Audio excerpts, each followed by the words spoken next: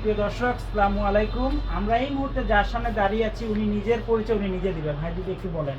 আমি আরিফুর রহমান উজ্জ্বল, একজন Bangladeshi mountain trekker ও cyclist. আমার বাড়ি হচ্ছে কুমিল্লায়।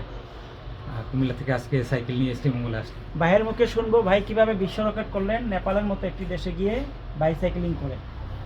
আসলে এটা আমি নেপালে তো অনেক এরকম আপনার সার্কিট আছে, যেগুলো হচ্ছে ট্রেকিং সার্কিট বলা হয় আর কি।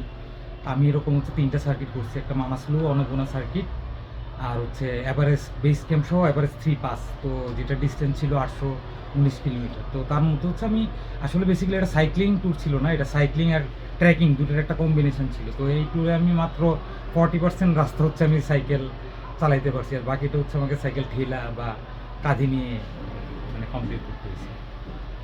আর আমরা ছোট্ট একটা, আমি ভাইকে সামনে পেয়ে সত্যি উচ্ছ্বাসিত, এবং সোলেমান ভাইয়ের পক্ষ থেকে, হ্যালো সিনেমার পক্ষ থেকে আমরা সামান্য এই গামছার একটা আর্ট আছে, এটা আমরা বাঙালির ঐতিহ্য গামছা। ধন্যবাদ। আর আপনাকে সামনে পেয়ে আমরা খুবই খুশি এবং গর্বিত।